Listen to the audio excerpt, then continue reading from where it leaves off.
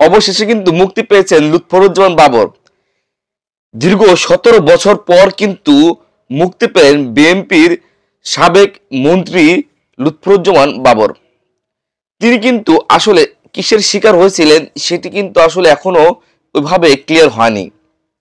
তো যতটুকু জানা যাচ্ছে তিনি আসলে ষড়যন্ত্রের শিকার হয়েছিলেন। তিনি কিন্তু অস্ত্র মামলায় আটক হয়েছিলেন। তার দল যখন ক্ষমতা থেকে চলে যায় তখন কিন্তু তিনি তৎকালীন সরকার শেখ হাসিনার কাছে তিনি আটক হয়ে যান একটি অস্ত্র মামলায়, এবং সেখানে কিন্তু তার 17 বছর যাবৎ তিনি জেলে ছিলেন। তার কিন্তু যাবজ্জীবন জেল হয় এবং বিভিন্ন মামলায় কিন্তু তিনি জেলে চলে যায়। তার জীবন থেকে কিন্তু 17টা বছর হারিয়ে গেল। তো একটা জিনিস আপনি খেয়াল করে দেখেন যে এই যে 17টা বছর হারিয়ে গেলে এই 17টা বছর দিবে কে?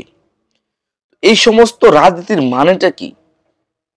আপনি যদি রাজনীতি করেন তাহলে দেশের জন্য করেন বা নিজের স্বার্থে না করে জনগণের জন্য করেন, তাহলে হয়তো বা আপনি ভালো কিছু করতে পারবেন। তো একটা জিনিস খেয়াল করে দেখেন, লুৎফরুজ্জামান বাবরের কথা চিন্তা করে দেখেন, 17টা বছর তিনি জেলে রয়েছিলেন।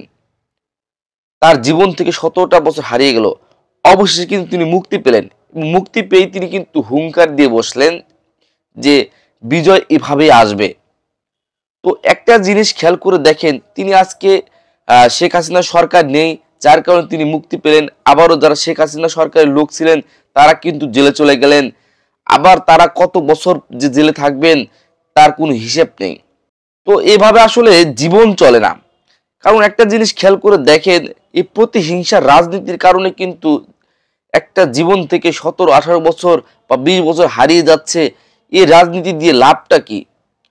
নাকি লুৎফরুজ্জামান বাবরের পরিবারে লাভ হয়েছে, না দেশের জনগণের লাভ হয়েছে?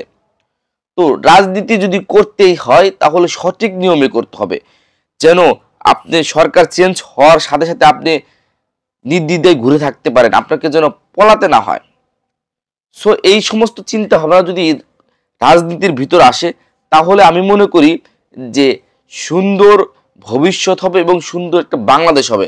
আবার যদি লুৎফরুজ্জামান বাবর ছাড়া পেয়ে আবারও যদি অকর্ম কুকর্ম করে যায়, আবারও যদি সে আওয়ামী লীগ সরকার আসার পর যদি তাকে আবার জেলে যেতে হয়, তাহলে কিন্তু এই জীবনের কোনো মানেই নেই।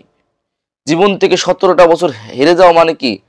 অনেক কিছুই জীবনের স্বাদ তিনি পাচ্ছেন না। তো অবশ্যই কিন্তু সঠিক নিয়মে রাজনীতি করা উচিত, জনগণের জন্য রাজনীতি করা উচিত, দেশের জন্য রাজনীতি করা উচিত। তাহলে আমি মনে করি যে তাকে 17-18 বছর আবারও জেল থাকতে হবে না। তো চিন্তা ভাবনা করে রাজনীতি করা উচিত।